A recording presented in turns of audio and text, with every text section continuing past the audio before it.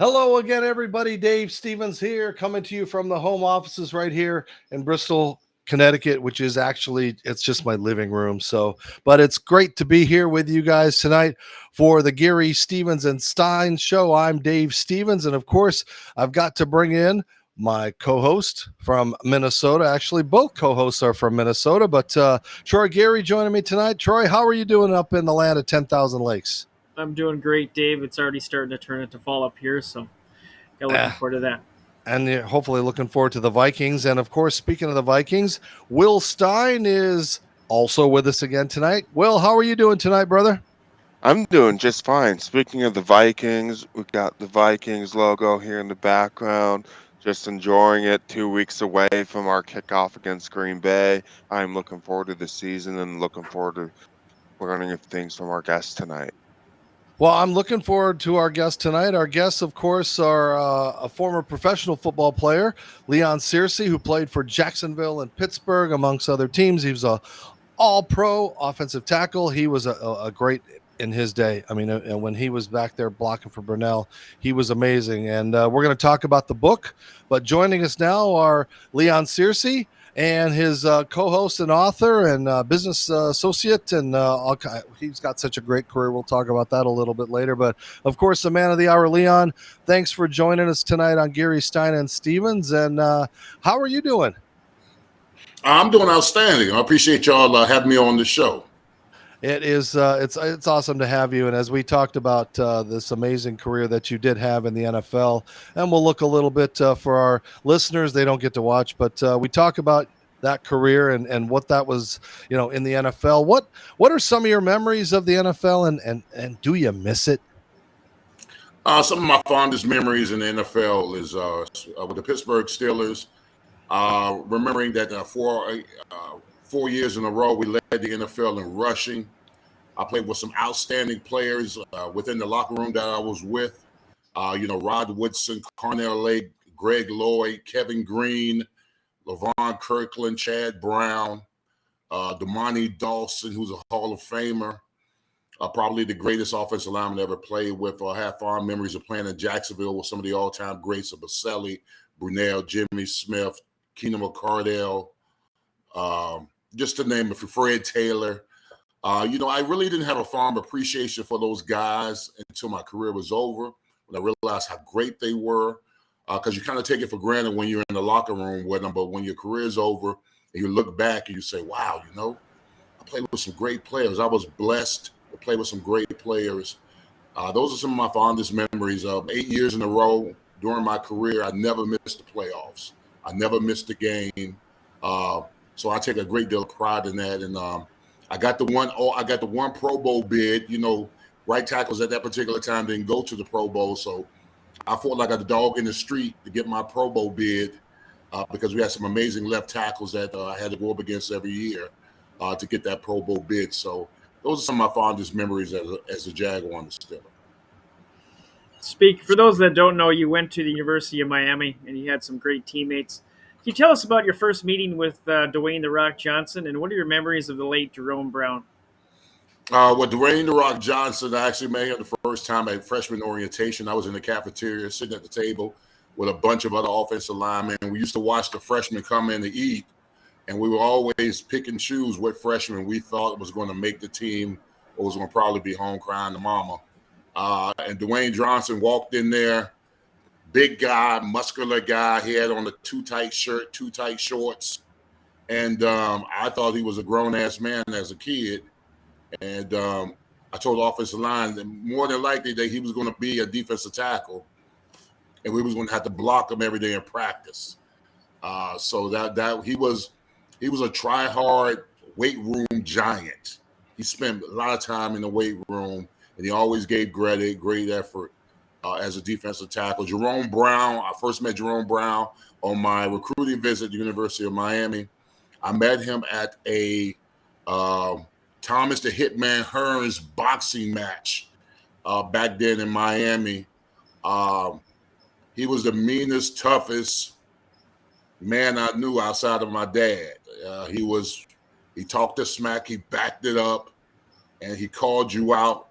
He had a great deal of pride at the University of Miami. He wanted to make sure that if you was a freshman coming into the University of Miami, you understood the standards that were set by the guys before them, and not to let those standards down. That's why I love JB. It's a shame that they don't have a statue of Jerome Brown sitting somewhere at the University of Miami. So, and I know you said in your book, you said that you had opportunities to be a backup, but you decided that your pride got in the way and you decided to walk away from the game of football. Do you felt if you would have accepted that backup position and you could have earned your job back in training camp? Well, you know, us veterans call it stealing. I could have stole at least 3 more years in the league, because when the Dolphins cut me in 2002 from an injury settlement that I suffered on the last game of the preseason, I was out of work for about 2 weeks, and then I thought I made a chance. I had the opportunity to come back and play for my former team, Steelers and Jaguars, but they emphasized to me that if I came back, I was going to be nothing more than a backup, because they were trying to develop the young talent in front of me. And I had been an 11-year starter, and I took offense to that, and I said, I'm just going to retire. There's no way I can sit on the sideline and not play the game that I love so much. But hindsight, looking back, it probably would have gave me an opportunity to get into coaching, because I probably would have been mentoring those young kids, and then mentoring them to opportunity to get a job as a coach behind that. So right now, if I had taken that job, I probably wouldn't be sitting here right now talking to you about my book, because I've probably been offensive line coach somewhere, collegiately or professionally. Well, we're glad you're here with us anyway tonight, Leon. But, I got to ask Mike, because it's kind of weird, this whole dynamic. But how did you guys, Mike, come together and create this book? It's a fascinating book. I can read, guys. So, yes, I did get the book. I did read it. It took me about 20 days. No, actually, I read it in 2 days. And it really is. It's a really, I have a lot of questions, but we only have 30 minutes. But, Mike, how did you guys come together on this book? Well, actually, we got to give credit to World Sports Alumni. For anybody who's interested in learning more about World Sports Alumni, check out the website at www.worldsportsalumni.com. But basically what happened was Leon had been working on this book for a long time, and I'm sure he'll probably give us a little bit more information about the background of how he started the book and all of that. But he had approached World Sports Alumni, and World Sports Alumni had put him in touch with a couple of different authors. And for whatever reason, those authors just didn't really deliver.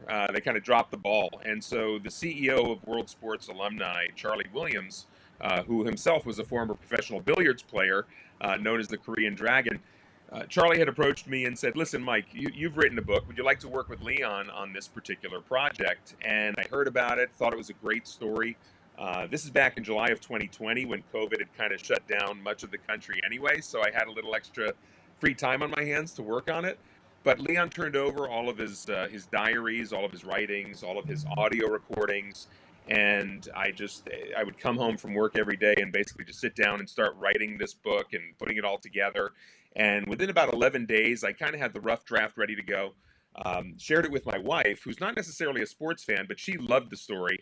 And she had a lot of questions. There was a lot of information that she said, you got to go back to Leon. You got to get this, you got to get that. And so she kind of gave me the list of things to work on. And Leon and I spent another week kind of filling in some of the blanks there, getting more of the story into the book. But within less than 3 weeks, basically, the book was ready to go. And we launched it in November of 2020 when the Steelers came to play the Jaguars in Jacksonville. But I know Leon probably has a lot to talk about in terms of the origins, right? I want to know about the origins, Leon, but I also want to know, because as I read it, we're building this crescendo, and I felt like I was going through almost a therapy session with you on your journey. And I wonder if it was very therapeutic, and if it did help you to kind of find yourself in this new phase of your life. And we just lost Leon. Mike, he'll pop back in just a second. We did lose Leon, Mike, but did he discuss it was therapeutic? That's interesting. He never used the term therapeutic necessarily, though I would say that it was important to him to kind of get his story out there.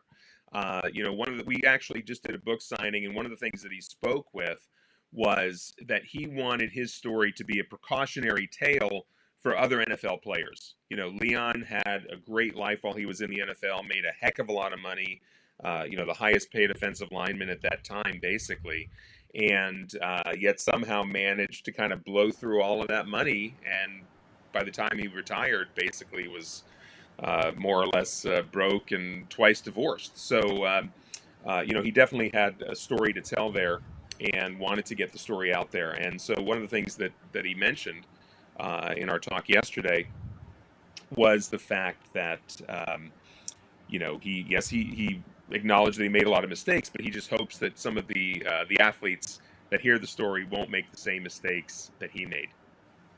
And I think Leon is popping back in, so we're kind of tap dancing a little bit here in the podcast land as he reestablishes his signal. But Mike, thank you for being a part of this. And now, Mike, Sure. you also are you get to be around Super Bowls and things like that. So explain a little bit about what you do and how you got involved being around all of these famous celebrities, because it really is quite impressive when we take a look at a lot of the people that you're around, and it's a who's who of superstars.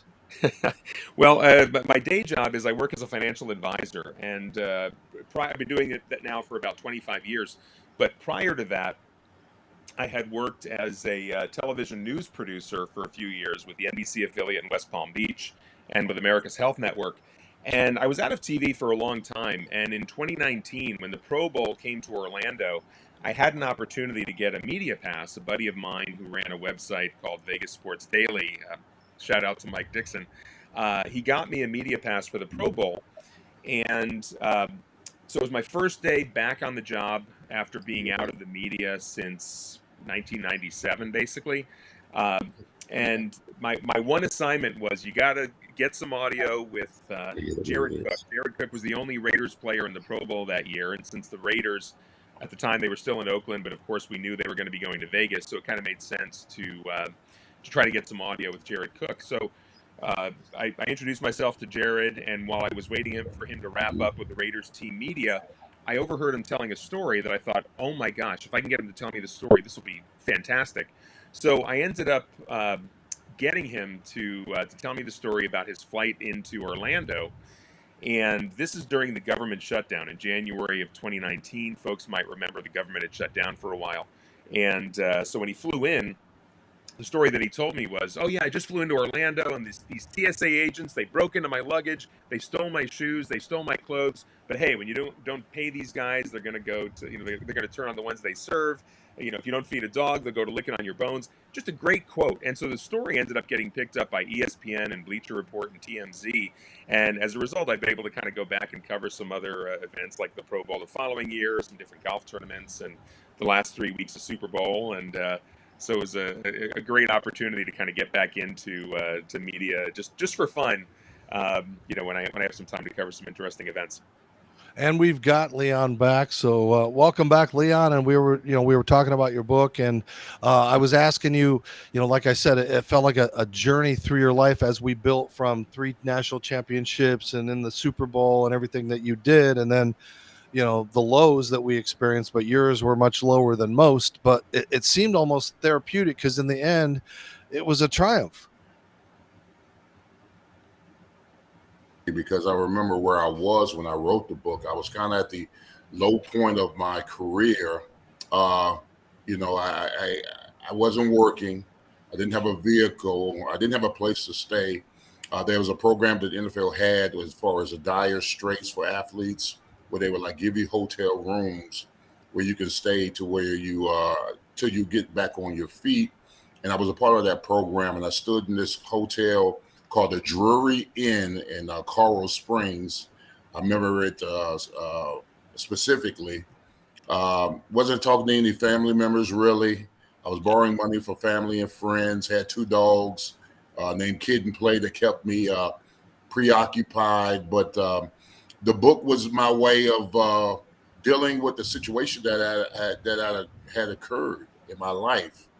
I used to cry myself to sleep. I used to wonder, how did I get to this point where I was one of the highest paid offensive linemen in the history of the NFL, to where I'm now in a motel room trying to scavenge up any food that I could get to last me throughout the week. And I used to cry myself to sleep as if that was going to help me in some particular way. And I remember this one particular night, I woke up about 2:30 in the morning, and a spirit in me told me to tell my story. And I went to work. And if you read in the forewords in the beginning of the book, that was the first thing I wrote while I was telling my story. I was very specific about my struggles and where I was. But the book helped me get through the nights, because now I had something to work on. You know, I had a project. I had a reason to wake up every morning, because there was a lot of times where I felt like I didn't. Well, it really is a great book. And for those of you can get it on Amazon. I got it here in a couple days. The book is called, what's the book called, guys? Fourth Down and Damn, a Lineman's Story. The autobiography of Leon Searcy is told by Mike Brodsky. That's right. And audio. I've got it. Like I said, I read it, and it really is tremendous. And, Well, go ahead, Leon. I can tell you where I came up with the concept of fourth down and damn. Actually, the book is an acronym. Initially, the book was called Diary of an Athlete's Memoirs and Notes. Okay, so when I put the book, I was doing the book, I wanted to come up with the title first to kind of inspire me to go ahead and finish it. And I said Diary of an Athlete's Memoirs and Notes, because that's what basically I was doing. I was actually writing my memoirs, and I was putting notes together of my life to ultimately become a book. And when I looked at the Diaries of Athletes, Memoirs, and Notes, I said, this title sucks. This is the worst title ever. No one's going to want to read this book with that title. And I pondered about it for a couple of weeks until I looked at the letters on the book of the title. I said Diary D, Athlete A, Memoirs M, Notes N. And I said, you know what? I'm just going to call the book Damn. And then a couple of years later, I said, you know what? I got to put the football aspect into it. So I said, you know what? I'm going to call it Fourth Down and Damn, a Lineman Story. And that's where I came up with the title from the book. Well, for our young viewers, I'm going to have to bleep everything that we talk about when we use that word. So, but speaking of our viewers, we're going to take a short break. Of course, we need to get some money in here to pay for these wonderful special effects that we have. So don't go away. Leon Searcy and Mike Brodsky, of course, with our crew of Geary, Steins, and Stevens. Stay with us.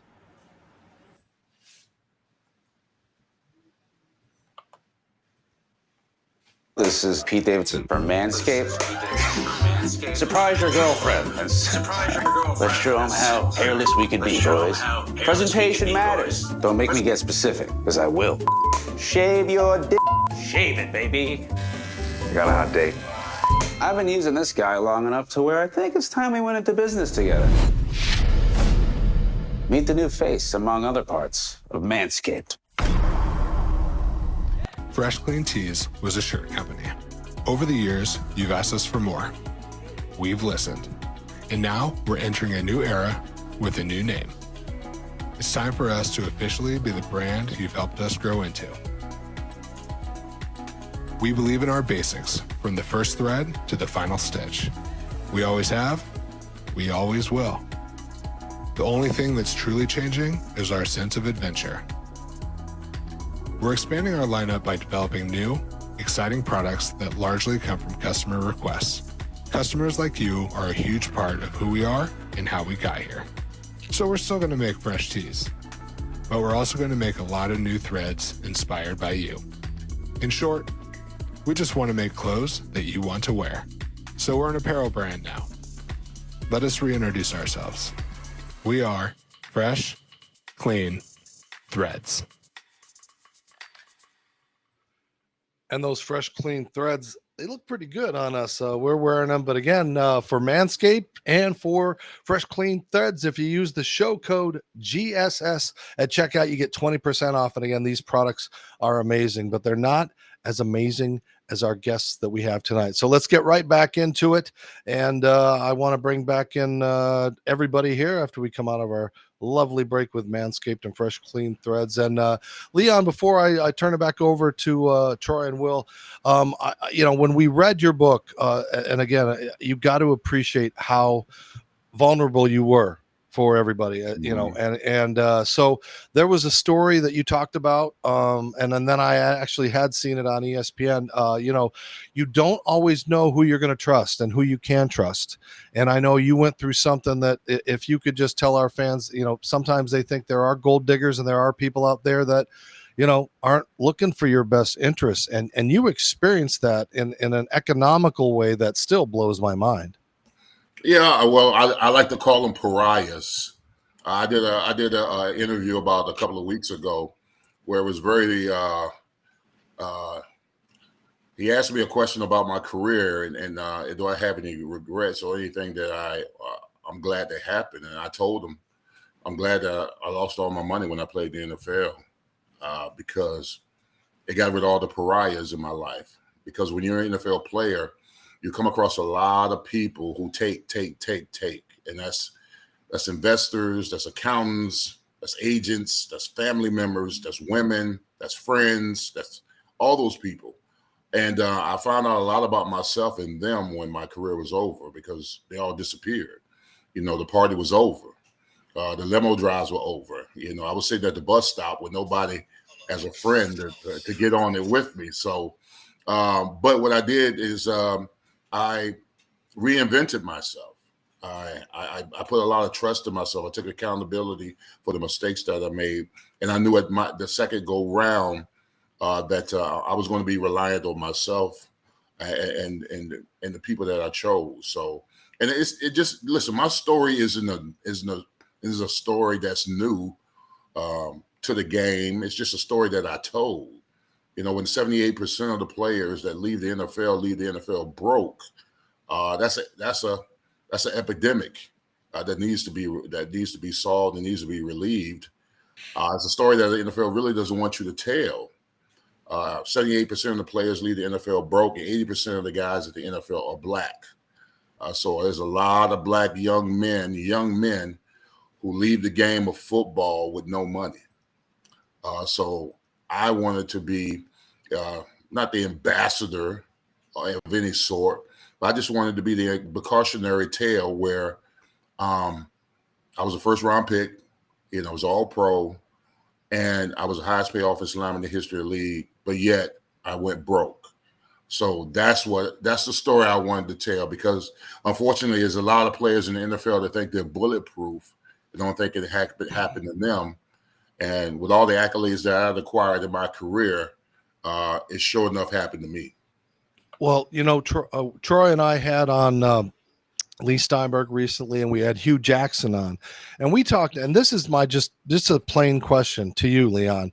If in the last 30 years, most of the players, 65 to 75% of them are African-American, why isn't that turning into coaching jobs around the league? Why aren't these players becoming the head coaches? We talked to Hugh about it. We talked to, a lot of people about it. Lee Steinberg, Troy asking point blank, like this Rooney Rule is kind of a joke. And I know you were in coaching for a while at FIU, but why aren't more black athletes and players getting those coaching opportunities? Is it what we know or is it? It's the climate and the culture of the owners. The owners like to be around people that are familiar to who they see or who they're associated with. Business deals, family members. They're usually white people, and the owners, a mass majority of the owners are white, and they like to have people around them that look like them. And the only way you're going to be able to change the culture of more African or more black coaches in the NFL is that you got to have ownership. You got to have ownership at the highest level. You need black owners to own NFL teams in order to change the culture. If you want to change the culture, you've got to influence the people who are at the top, from the ownership to the general manager to football operations. And then those guys are going to want to be around guys that they're familiar with, who they see all the time. That's the only way I see that you're going to be able to change the lack of coaching, black coaches in the NFL, is that you've got to get more involved in ownership. And that's not a slight on the owners. They just happen to be, the mass majority of them are white, but they want to deal with people that look like them. And the only way you're going to be able to get more black coaches, I believe, that you're going to have to get more black ownership in the NFL.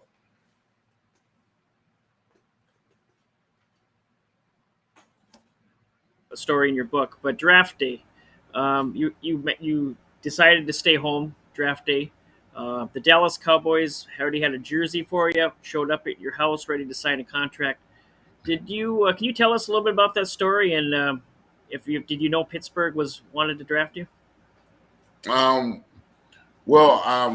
had no idea the Pittsburgh Steelers were interested in me. Only like 20 years later did my mom tell me, during the national championship game in Miami in 1991, she told me that Franco Harris was sitting right next to her. She didn't really relay that information to me until about 10 years ago, when they was watching the national championship game when we played Nebraska, that Franco Harris was sitting next to her.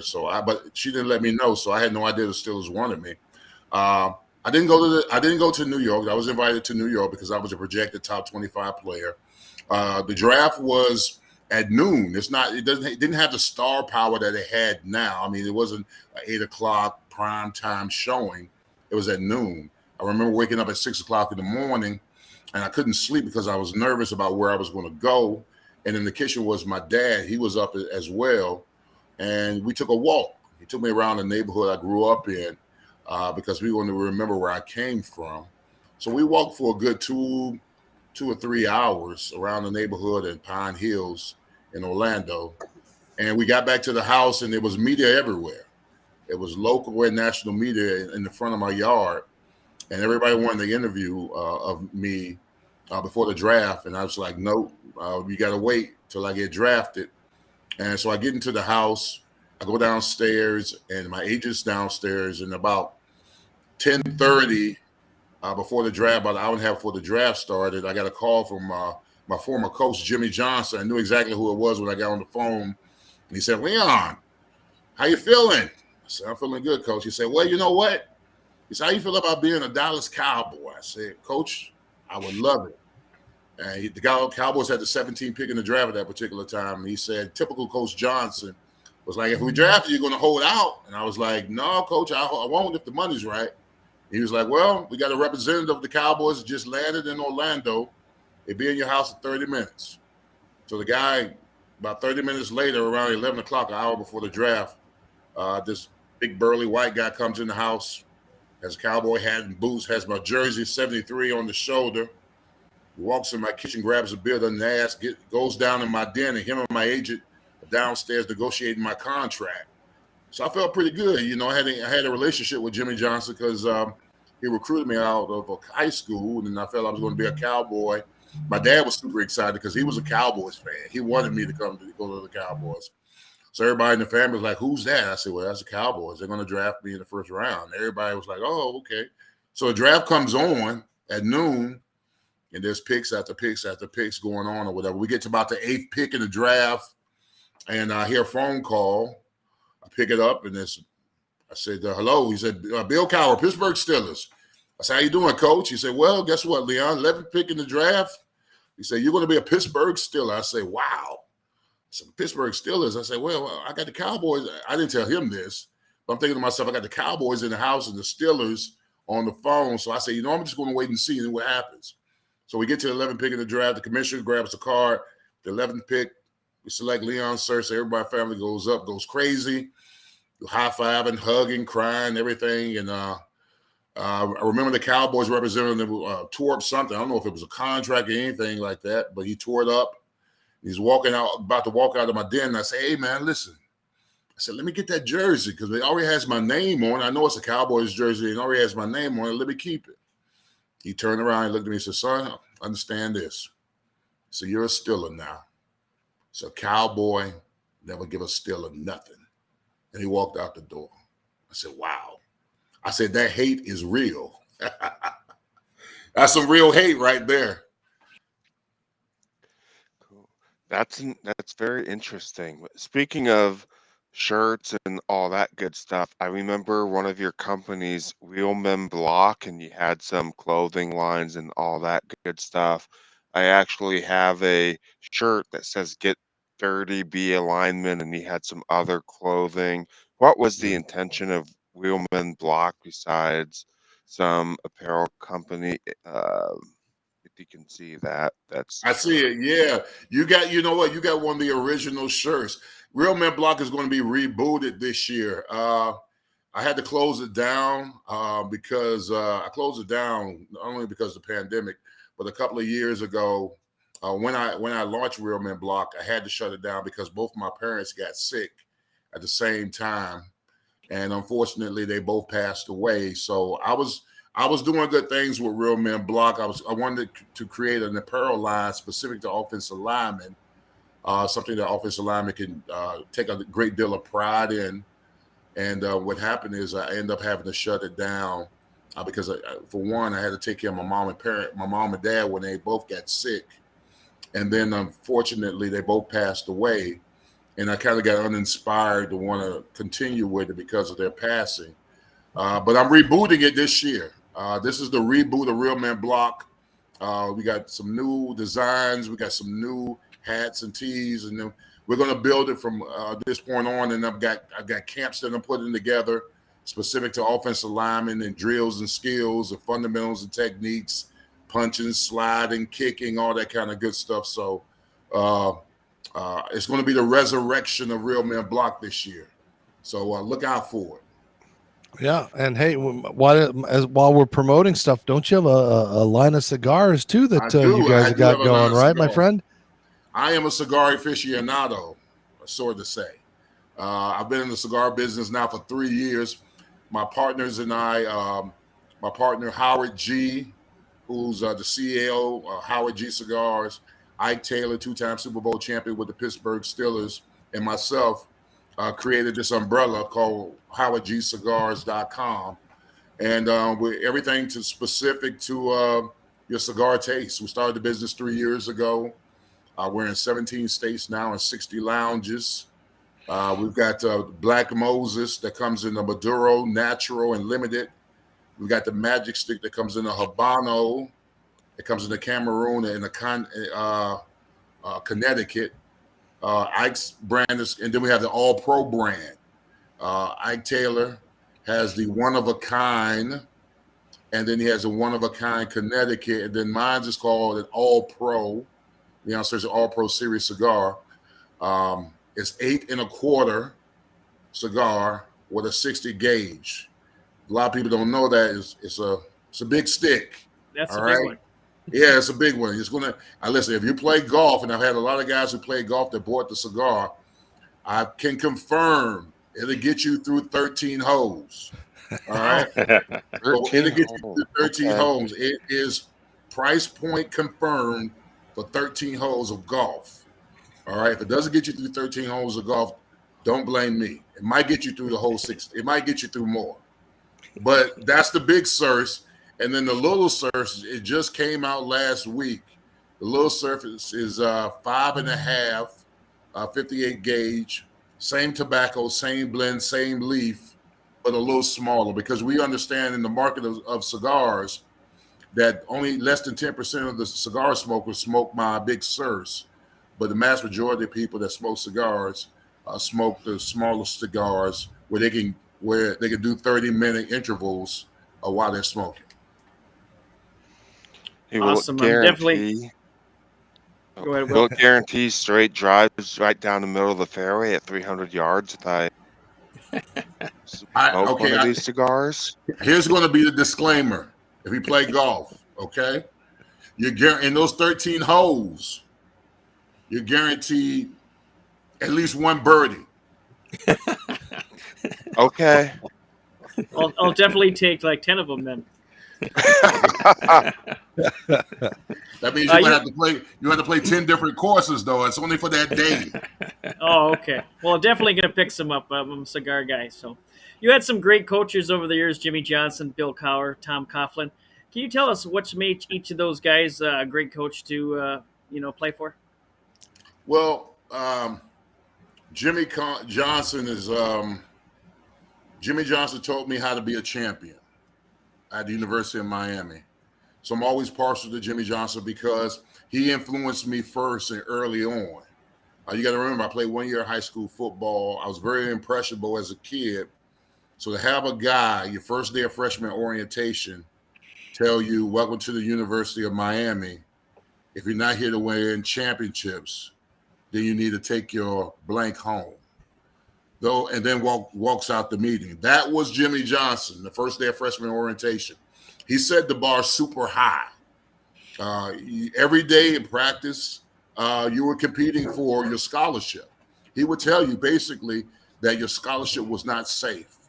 That if you didn't come out here and compete, you would not be there. So Jimmy was very impressive upon me because I was a 17-year-old kid, kind of green, out of Orlando, and I come to the big city of Miami, and I did whatever Jimmy said.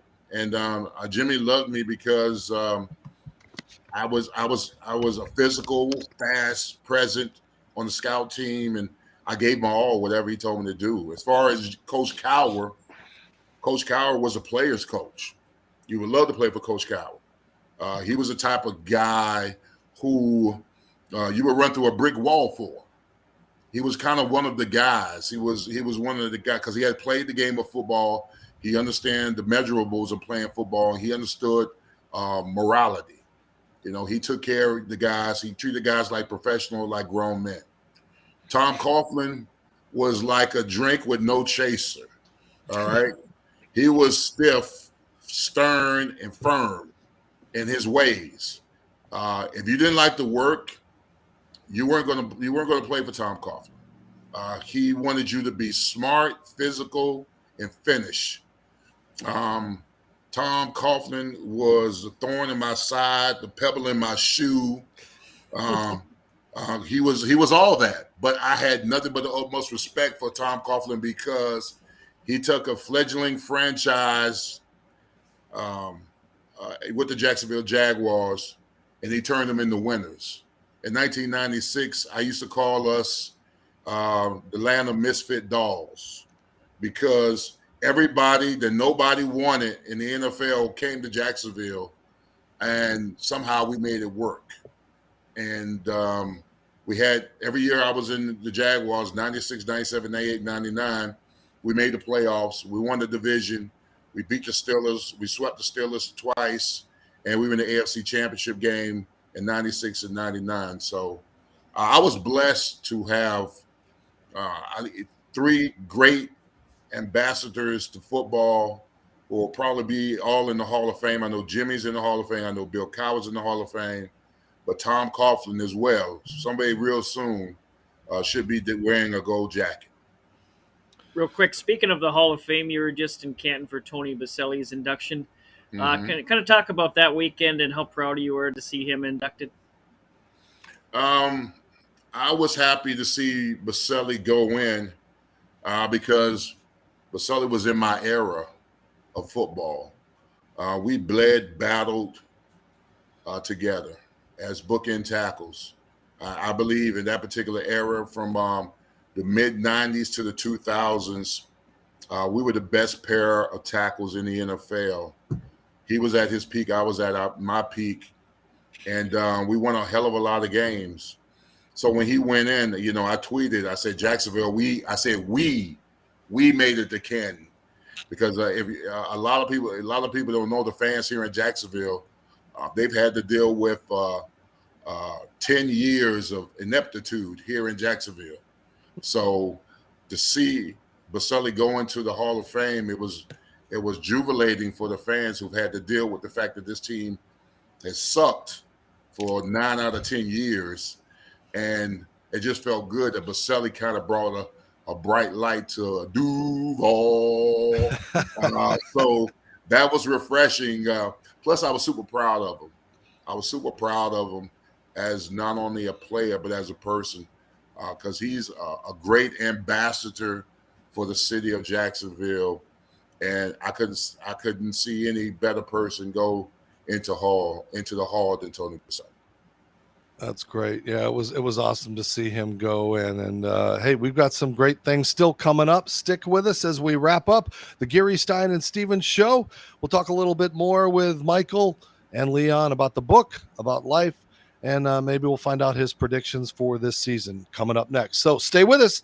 You're listening and you're watching the Geary, Stein, Stone, Stevens show. Something like that.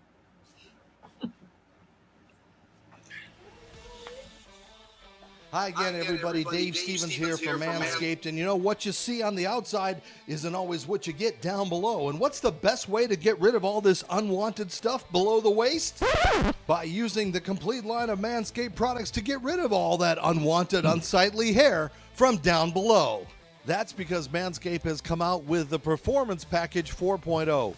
Inside this set, you'll find their Lawnmower Waterproof 4.0 trimmer, the Weed Whacker ear, nose, and hair trimmer, Crop Preserver ball deodorant, Crop Reviver toner, Performance boxer briefs, and a travel bag to hold all your goodies. So, if you want to get rid of this, or you can look like this, thanks to these amazing Manscaped products. And if you check out now and enter the code GSS Show, you save 20%. So go to manscaped.com. Your boys will thank you, and the significant others in your life will be happy too.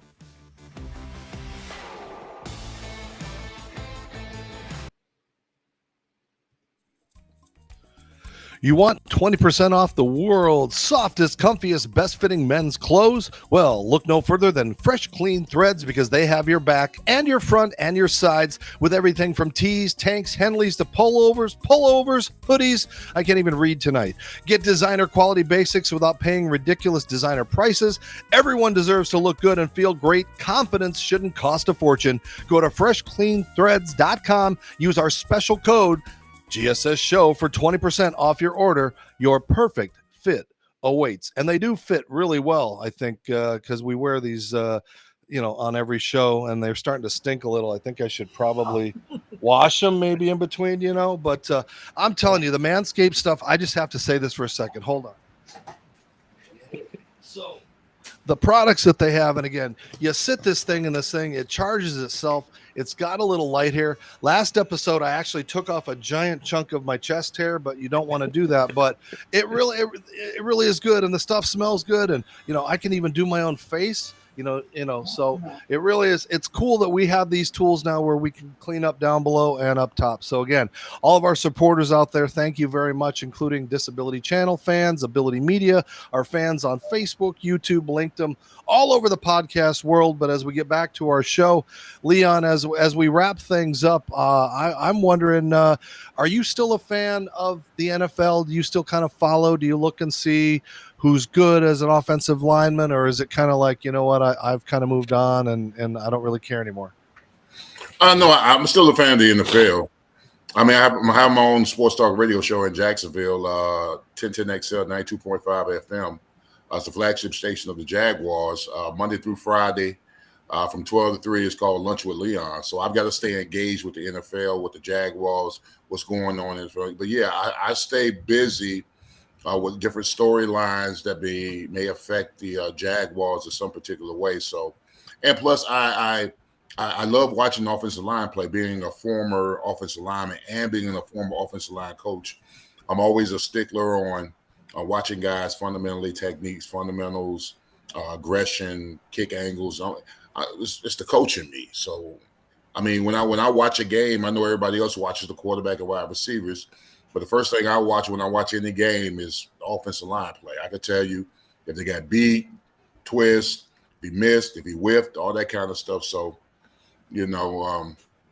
that's embedded in me. So I'm always going to be a lineman to the day I die. Hey, Mike, I got a question for you. This is your second book.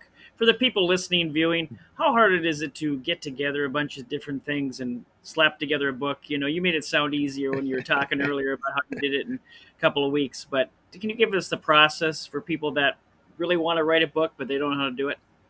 Yeah, absolutely. It's interesting because I talk about how quickly this one came together. The first one, which I just happen to have a copy right here, Incremental Improvements, Change Your Life One Small Step at a Time.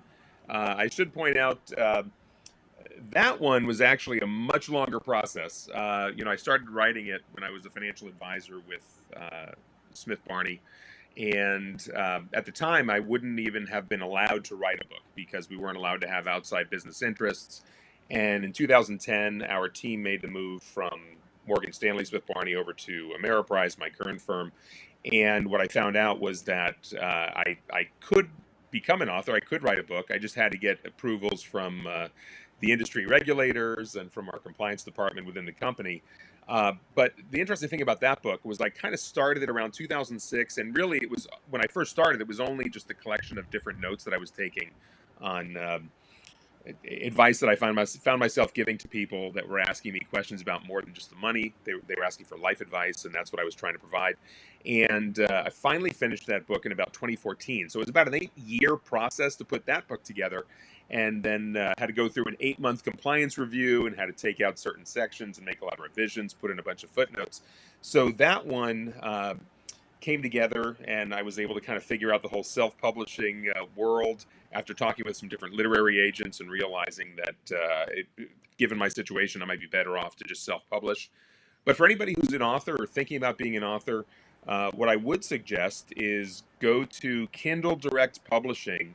kdp.amazon.com is the website. But if anybody's interested in self-publishing, check out that website. It's really actually a great resource for anybody that has an idea for a book. You too can be an author. It's not always a quick, easy process, but after having written the first one, the second one was a heck of a lot easier. I will say that. Mike, give us a little, put Leon on the spot here. Give us a little insight. Is he a big teddy bear inside on that gruff outside appearance? I mean, what did you learn during this process that maybe we don't know about this superstar man on the field that shoves guys and, Hey, I can tell you I'm a big teddy bear. You don't have to ask Mike. I'm a big teddy bear. Yeah, absolutely. Leon is a great guy. I mean, and he's got so many stories. I mean, what was great about really working on this project was, I mean, Leon really revealed every aspect of his life. I mean, I know things that obviously we didn't put in the book for various reasons, but Leon's he's got so many amazing stories. I mean, he's just a wealth of knowledge and information, and certainly the fact that he's willing to share all the lessons that he's learned and be so open. I mean, that's what's so unusual. When you meet a lot of athletes or celebrities in general, they tend to be very protective of who they are and trying to protect their image. And Leon really put it all out there. I mean, everything, all of those secrets are in the book, really. I mean, Leon was more than willing to kind of expose everything in his life, and that's rare. So I got to give Leon credit. He's the candy man, right? He's the candy man. I am the candy man. I am the candy man. I am the candy. You know what's funny is we had a book signing in Miami in Coral Gables over the weekend, and my cousin that we named TB in the book his nickname was Tater Bread, and we ran into him, and he was telling us that he wanted his residuals from the book because he felt like he was the star of the book, because a lot of those stories, a lot of the mishaps and mayhem that I got into while I was playing, he was involved in 90% of them. So the names weren't changed to protect the innocent in this case. Oh, where they were. And then he was like, look, Leon, he was like, look, cuz, I don't want to have to sue you. I said, wait a minute. First of all, you're not going to sue me because we have a disclaimer in the book. But he was joking because a lot of those stories that you read in the book had a lot to do with my cousin that we saw in Miami over the weekend. Right. Yeah, it was great to meet him. I mean, that was a trip. Well, you didn't meet him sober, unfortunately. As we wrap up, go ahead, Mike. As we wrap up here, Leon, I got one more question for you. What advice would you give to a young Leon or guys entering the league right now? The advice that I would give young players coming into the league right now is, first and foremost, save your money. Second of all, keep your circle small. invest in yourself, learn how to say no, and understand that your window of earnings potential is very, very small. Get all the freaking cash you can. That's not too bad. That's not too bad. Save And, your money, kids. That's right. Leon, last question of the night. We ask quarterbacks, we ask running backs, we ask pitchers. What do you ask an offensive lineman as their greatest moment of their career? Is it a pancake? Is it blocking someone for a 70-yard run? Is it being a right tackle defending a left-handed quarterback? I mean, what would be your greatest moment on the field as an NFL player or even in college? What we're having a beer and you're like, that was the day I did this. My greatest moment as an offensive lineman had to be in 1989. It was my first year starting at the University of Miami. I was a red shirt sophomore, and the last game of the season we played #1 Notre Dame in the Orange Bowl. They had beaten us the year before in the so-called Catholics versus convicts. They beat us 31-30 because Jimmy Johnson went for 2 instead of kicking the extra point. So when Jimmy Johnson got the job with the Dallas Cowboys, he had a meeting with us. First time I ever seen Jimmy Johnson cry when he was telling us players that he was going to the NFL. Before he walked out of that meeting room, he said, "Do me a favor." He said, "Beat Notre Dame's blank." And he meant it. So going into that season, it was the last game of the season. Notre Dame was #1. We were #7 in the country. And I remember we had a play towards the end, right before half. It was a trap block. I was playing right tackle on the left side with the tight end. The guard went for the backer. The tight end the center went for the backer. And I pulled and I trapped Chris Zorich. And I pulled and trapped Chris Zorich. And then Steve McGuire ran right off of my backside.